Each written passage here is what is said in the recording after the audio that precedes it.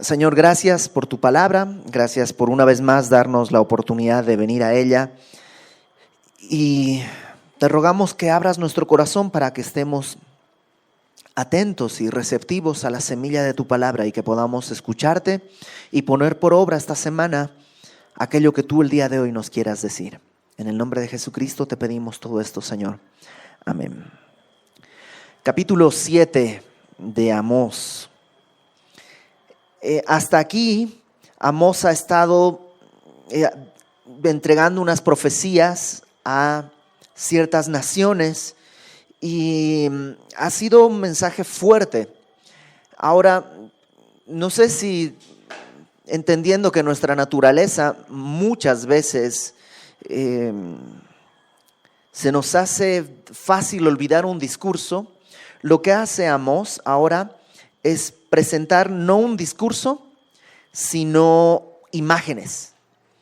Y del capítulo 7 en adelante va a traer unas 5 profecías, 5 visiones. Y hoy vamos a ver primeramente 3 de este capítulo, 3 visiones en las que Amós va a tratar de retratar lo que nos ha venido hablando. Y son visiones muy claras y son visiones muy fuertes. Entonces, capítulo 7 comienza diciendo: así me ha mostrado Jehová el Señor. Entonces va a hablar de una visión. Esto es lo que Amós vio y está narrando a la gente ahí en Betel, en el reino de Israel, en el reino del norte. Esta es la primera visión.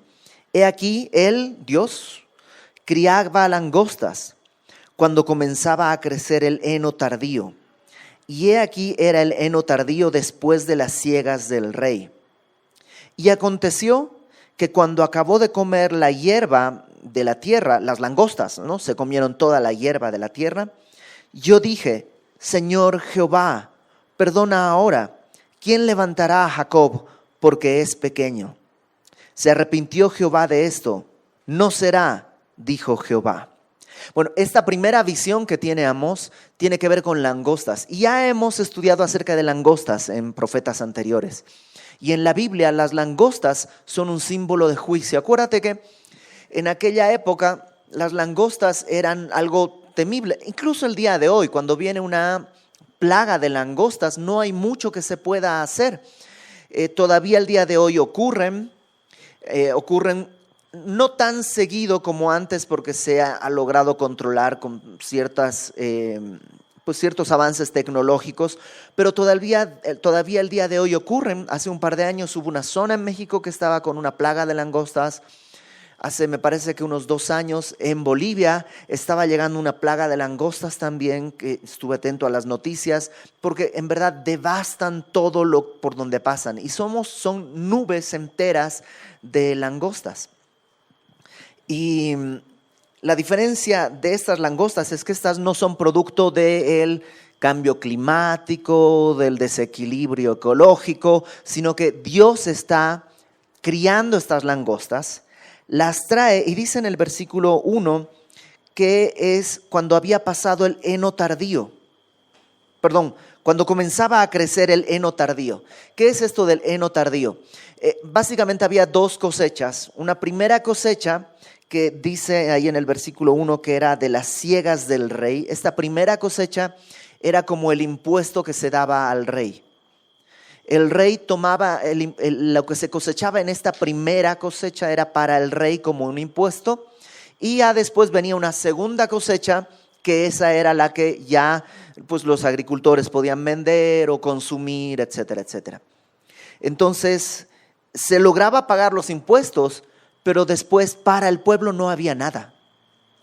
Para el pueblo ya no quedaba absolutamente nada, ni para comer ni para comerciar. Estamos hablando de una crisis absoluta y total.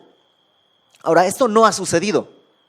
Es lo que vio Amós, ¿no? Amós vio que hubo una primera cosecha que se dio al rey, pero cuando va a venir la cosecha que puede traer alimento al pueblo, la langosta se come absolutamente todo.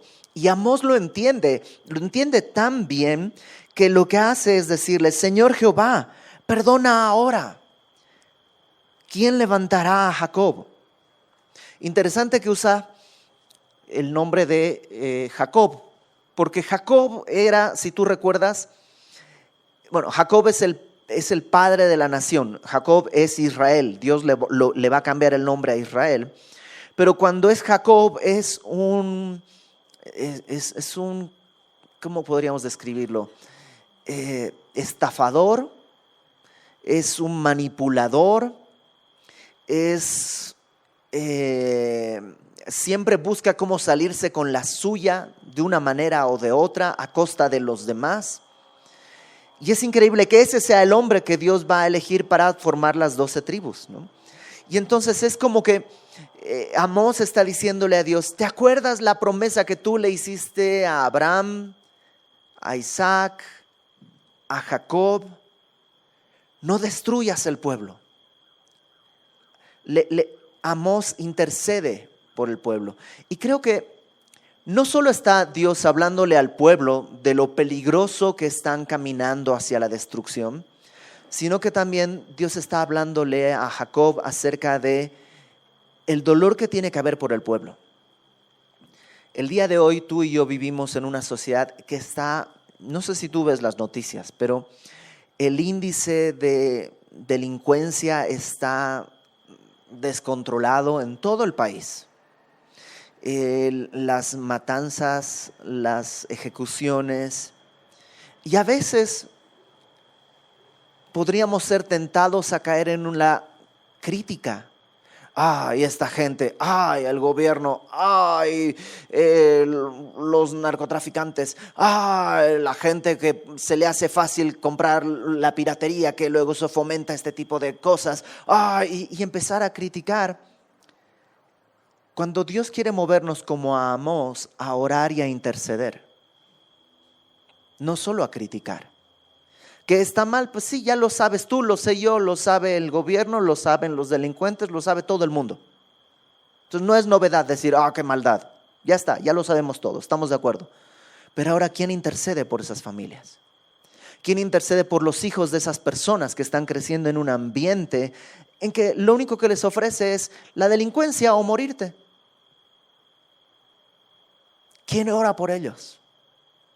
¿Quién se pone en la brecha y dice, Señor, quiero orar por México? Pero no solo por los buenos, Señor, yo recuerdo mucho que, va a sonar como medio chistoso, pero Dios ya estaba buscándome. Yo trabajaba en un bar de blues, tocaba todas las noches, llegaba a mi casa, pues terminando de tocar, nos quedábamos un rato más ahí, llegaba a mi casa 4:30, 5 de la mañana, y pues abría la puerta, entraba, cerraba todo, cenaba algo tal vez, y ya me iba a dormir. Y antes de dormir, por alguna razón que todavía no entiendo, yo rezaba. Y rezaba lo que pues me habían enseñado y había aprendido por ahí. Rezaba un Padre Nuestro, rezaba algo. Y siempre después de rezar decía, Señor, te ruego que protejas a mi familia, cuides a mi mamá, a mi papá, a mis hermanos, y te pido por toda la gente buena del mundo, amén, ¿no? Pero jamás se me ocurrió pedir por la gente mala, por los delincuentes. Y Dios quiere mover el corazón de su pueblo a interceder. Y Amós lo entiende e intercede. Y dice, Señor, es pequeño Jacob, si tú haces esto no va a poder sobrevivir. No va a poder sobrevivir.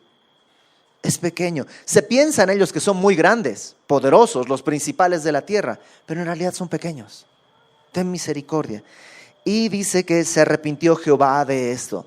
Acuérdate, ya lo hemos hablado, la palabra arrepentirse no dice que Dios está pensando, tienes razón, ¿cómo se me ocurre? Ay, me arrepiento. No, Dios no tiene un cambio de humor ni un cambio de planes, simplemente decide no ejecutar su juicio por la intercesión de su profeta.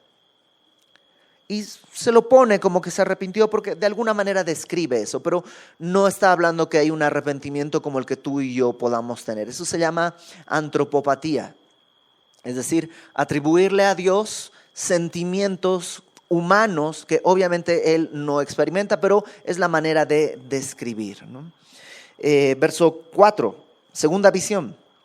Jehová el Señor me mostró así. He aquí Jehová el Señor llamaba para juzgar con fuego. Entonces, en esta segunda imagen, lo que viene es un gran incendio.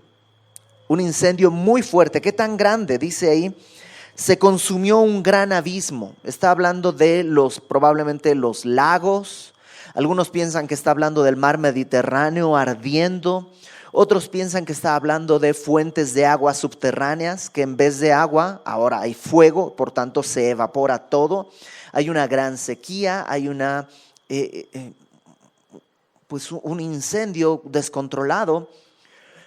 Otra vez, justo en estas fechas, tenemos un gran incendio en Sudamérica. Se está quemando gran parte del Amazonas, no sé si gran parte, pero una parte importante del Amazonas.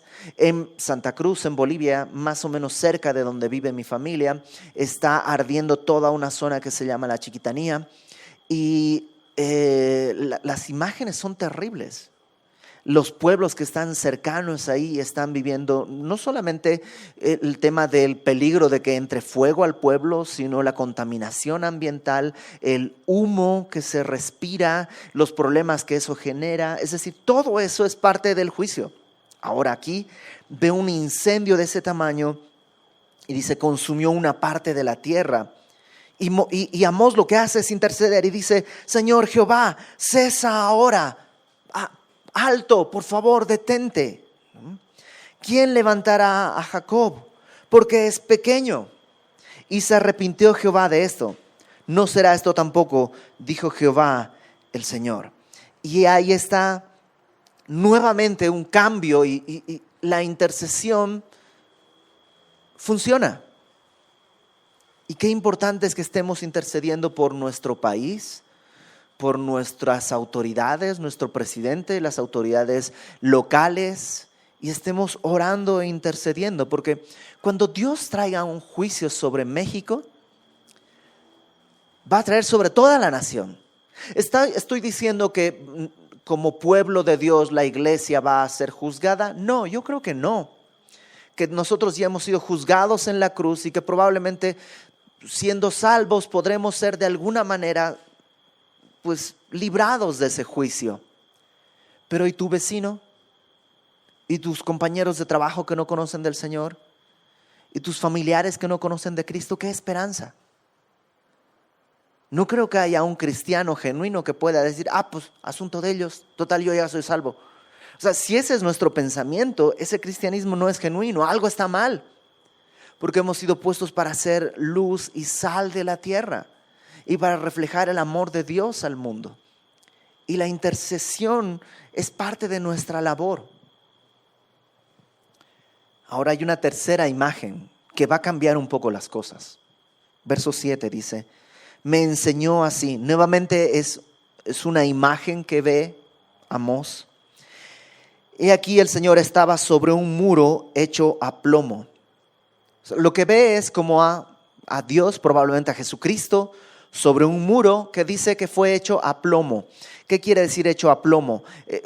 Ubican la plomada, no sé si en México se llama plomada también, que es básicamente un cordel con una pieza de plomo, es decir, de mucho peso, que se utiliza para crear una línea recta en base a la gravedad, ¿no? El plomo hace que quede muy estirado el cordel y con eso tú puedes verificar que un muro esté bien hecho, ¿no? Que no esté panzón, que no esté inclinado, que esté realmente derechito. Bueno, este muro fue hecho a plomo, o sea, fue construido con una plomada, una línea recta había para edificar este muro. Y ya más o menos te vas dando cuenta de los símbolos que está utilizando el Señor. Algo que Él edificó a plomo, es decir, bien hecho, no es culpa del que está edificándolo. Y en su mano una plomada de albañil. Entonces este muro fue hecho a plomo, pero ahora Dios está parado sobre el muro y tiene una plomada de albañil. Jehová entonces me dijo, ¿qué ves, Amós? Y dije, una plomada de albañil. Y el Señor dijo, he aquí yo pongo plomada de albañil en medio de mi pueblo Israel. O sea, lo que está diciendo es, es tiempo de medir si Israel está derecho o está torcido. ¿Y cuál crees que va a ser el resultado de esa evaluación? Aunque el muro fue construido derecho, el muro está torcido. Y no es una percepción de Amós. No es como que Amós dice, pues a mí me da la impresión. No. Está midiéndolo con la plomada. Probablemente la ley de Dios, que es la justicia perfecta, está simbolizada en esta plomada. Y el pueblo en su vida, en su conducta, en sus ritos religiosos, es el muro construido todo torcido, panzón, que no es seguro, no funciona. Y Dios dice, no toleraré más. Hay un punto en que el juicio tiene que ser ejecutado. ¿Te acuerdas? Lo vimos en Apocalipsis. Acompáñame, por favor, bríncate hasta Apocalipsis. ¿No te gusta cuando te dicen vamos a Apocalipsis o Génesis, que sabes dónde está, ¿no? Es el primero o el último y no hay que estar, es Antiguo Testamento, Nuevo Testamento, sino que ya como un erudito, plum, llegas directo. Apocalipsis, capítulo 17.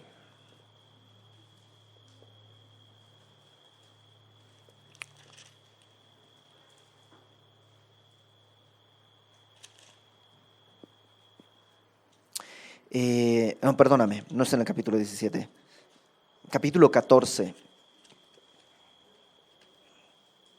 Capítulo 14.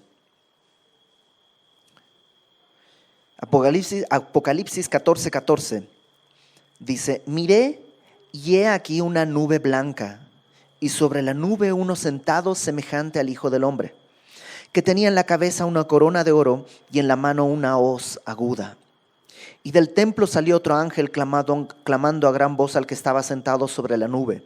Mete tu hoz y ciega, porque la hora de cegar ha llegado, pues la mies de la tierra está madura. Esa palabra madura literalmente es demasiado madura.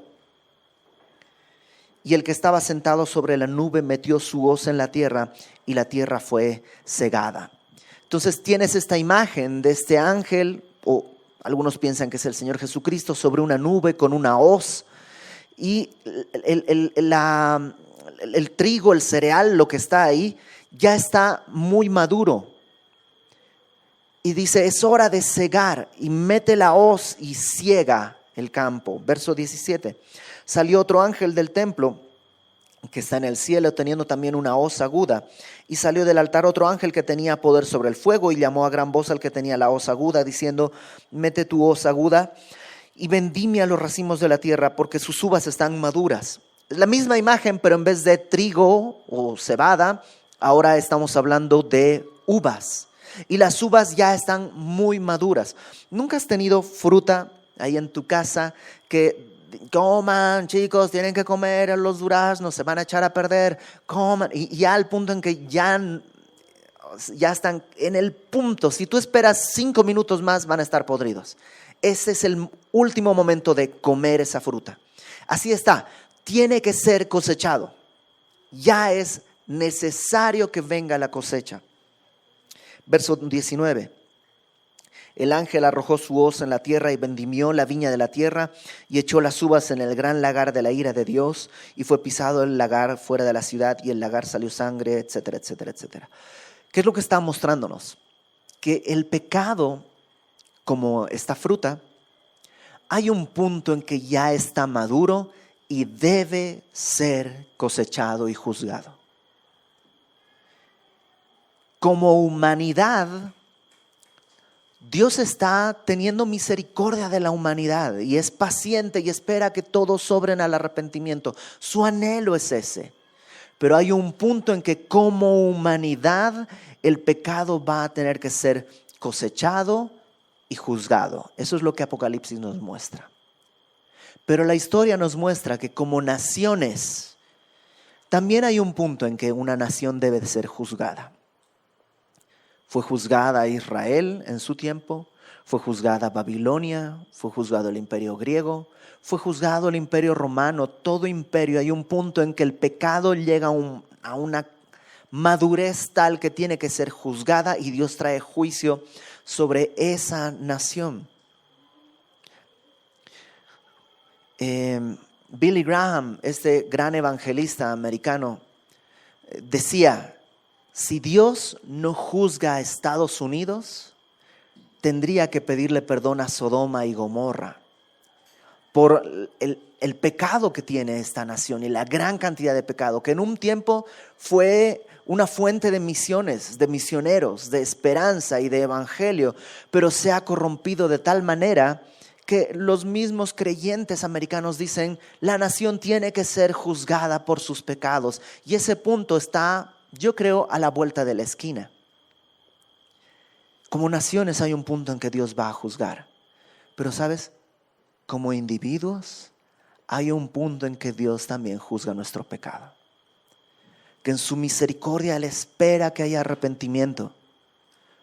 Pero si no hay arrepentimiento, por misericordia, porque si hemos sido recibidos como hijos, Él nos trae la disciplina y el pecado tiene que... No es que Dios se enoja contra nosotros, pero tú dejarías que tu hijo esté haciendo algo malo nada más porque sí. Yo soy buena onda, por eso cuando él mete los dedos al enchufe no le digo nada. No, y si persevera en querer hacer lo que haces, tienes que disciplinarlo. Y la disciplina puede ser dolorosa. Y Dios dice: no toleraré más. El punto de juicio a esta nación ha llegado. Regresa conmigo a Amós, por favor. No toleraré más.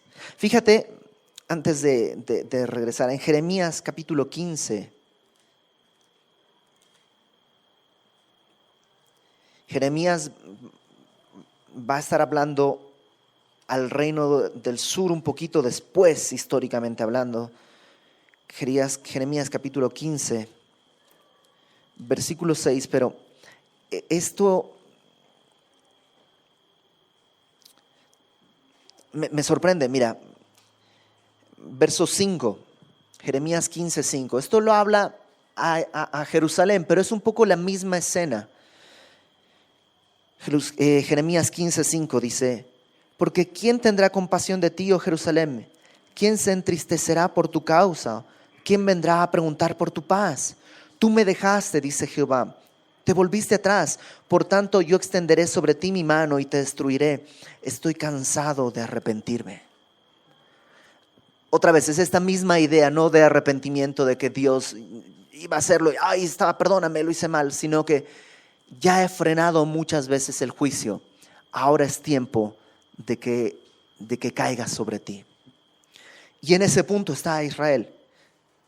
Y si te das cuenta, Amós ya no intercede. Amós ve el muro y dice: no puedo interceder.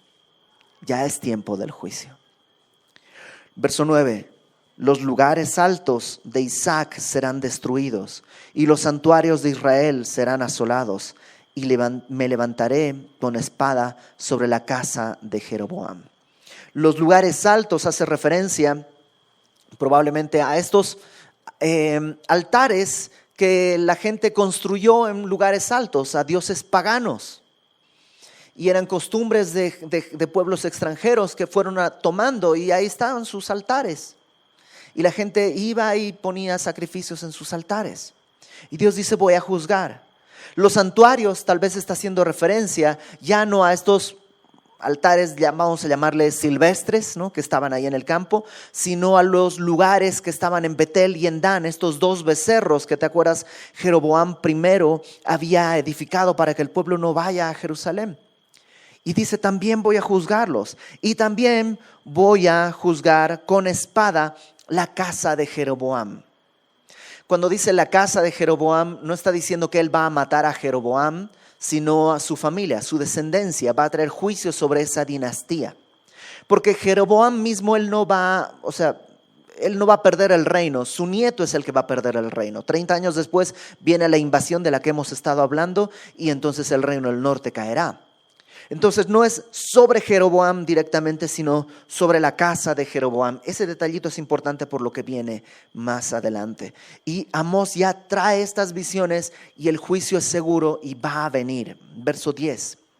Entonces el sacerdote Amasías de Betel, y hace esta aclaración, no es un sacerdote de Dios, es uno de estos sacerdotes falsos que adoraban supuestamente a Dios, pero en el becerro de oro, ¿te acuerdas? Es un sacerdote espurio, es un sacerdote chafa, pirata, que Jeroboam primero trajo de cualquier tribu y le dijo, pues vamos a hacer, invéntate una religión, cuáles van a ser los días de fiesta. Bueno, uno de estos descendientes, el sacerdote Amasías de Betel, envió a decir a Jeroboam, rey de Israel, Amós se ha levantado contra ti en medio de la casa de Israel. La tierra no puede sufrir todas sus palabras. Las palabras de Amós son terribles. Ni el mundo es capaz de recibir tanta cosa que está diciendo. Tal vez este Amasías ya tenía a Amós atorado en la garganta y no encontraba cómo acusarlo o cómo deshacerse de él. Pero ahora que ha hablado contra la casa de Jeroboam, ya tiene la excusa perfecta. Y entonces le dice en el verso 11, así ha dicho Amós, Jeroboam morirá a espada e Israel será llevado de su tierra en cautiverio. ¿Eso fue lo que dijo Amós? No dijo nada de Jeroboam. Dijo que la casa de Jeroboam será juzgada a espada. Y sí, el pueblo irá en cautiverio. Pero lo que está haciendo es tomar algo que Dios dijo a través de Amós, torcerlo para que fuese como personal y entonces a lo mejor Jeroboam manda matarlo o algo así.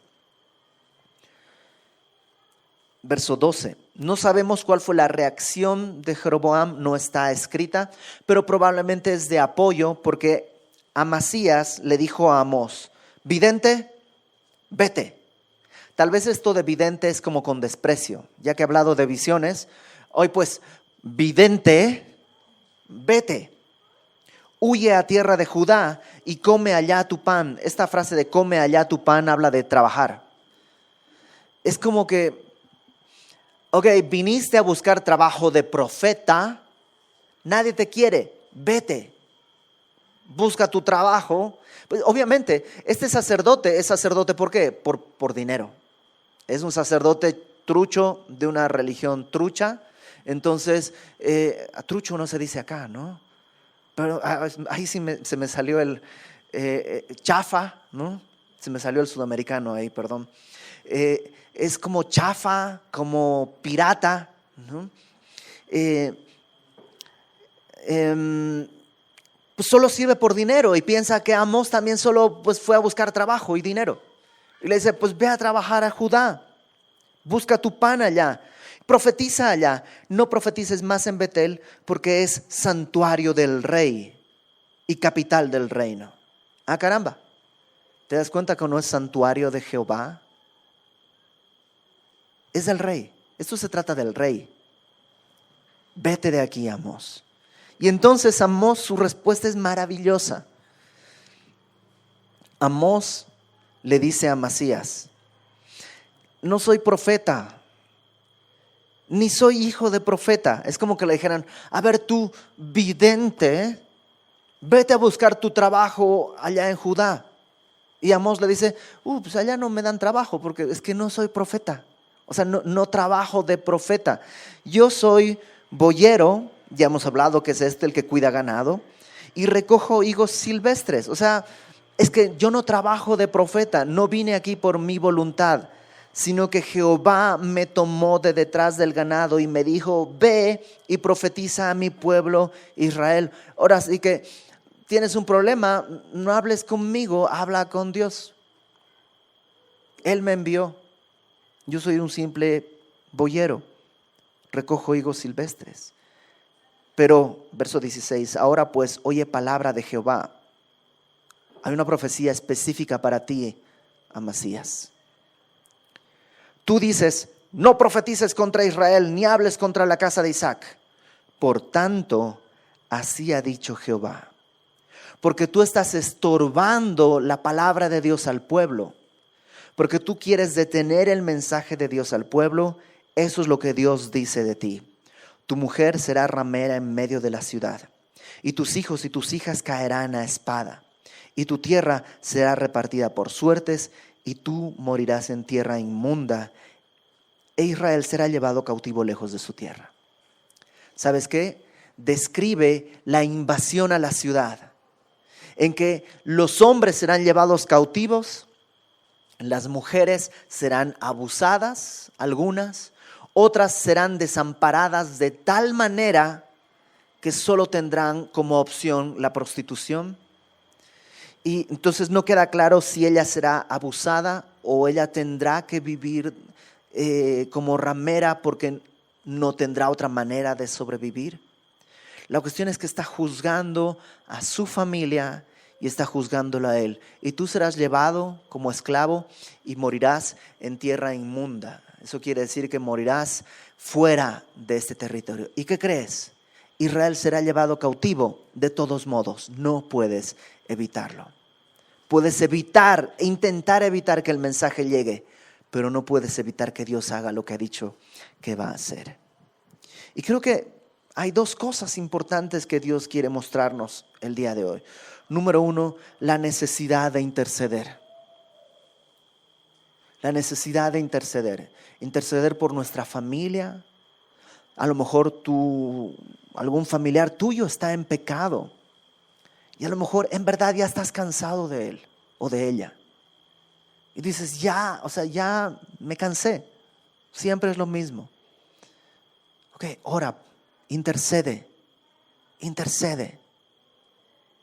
Porque dice la palabra que Dios no puede ser burlado. Todo lo que el hombre sembrare, eso cosechará. Y si estás sembrando en pecado, la cosecha va a ser amarga para él. Muy amarga. Intercede por tu familiar, tus amigos. Intercede por tu nación, por tu iglesia. Ora, intercede. En segundo lugar, creo que es importante entender esta exhortación. El juicio va a venir sobre lo que tenga que ser juzgado. Si tú ya eres creyente, sabes que ya libraste el juicio de Dios en cuanto a salvación. Ya eres salvo. Dios te ha hecho salvo.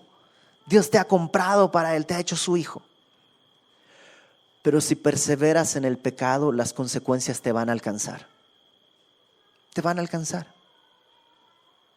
La Biblia habla claramente. ¿El hombre tomará fuego en su seno sin quemarse? No.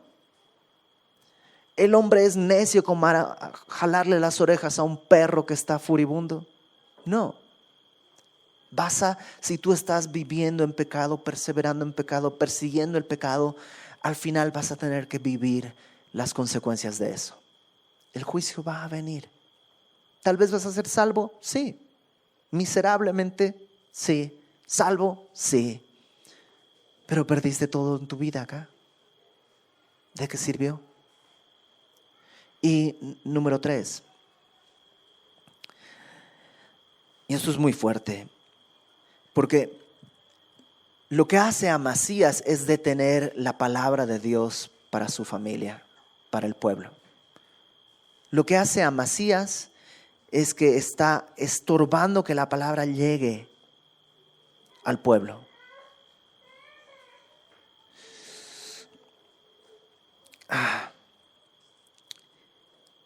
A lo mejor tú no estás evitando que la palabra llegue a tu familia. Pero en tu vida, con tus hechos, estás estorbando que tu palabra, que tu familia vea lo que la palabra de Dios moldea. Y el juicio va a venir. Y hay un juicio muy fuerte para el que estorba la palabra de Dios. Entonces creo que necesitamos tomar en serio estas advertencias.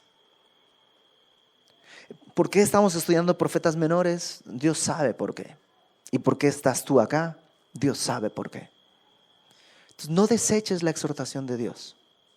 Recíbela. Sí, es una espada, te va a atravesar y va a doler, sí. pero es mejor ser atravesado por esta espada que ser atravesado por la espada del juicio al final. Vamos a orar. Señor, gracias porque hemos sido librados de la pérdida más grande, que era la eternidad alejados de ti. Pero no queremos vivir apartados de tu gracia mientras estamos acá en la tierra. Queremos dar frutos, Señor. Y el día de hoy te rogamos, así como le mostraste a Amós, muéstranos el muro en nuestra vida con tu plomada y muéstranos qué cosas no están derechas. Ayúdanos, Señor, a arrepentirnos a tiempo antes de que venga el juicio. Ayúdanos a no poner tropiezo a las personas alrededor de nosotros, sino todo lo contrario, a ser un conducto por el cual la palabra de Dios no solo llega, sino que es evidente como ejemplo. Te pedimos esto sabiendo que es tu anhelo, porque tú quieres que todos los hombres vengamos al arrepentimiento y que no perezcamos. Que tu Espíritu Santo haga esto en nuestra vida, Señor, y podamos vivir en santo temor de tu nombre. Te lo pedimos y te lo rogamos, Padre, en el nombre de Jesucristo nuestro Salvador. Amén.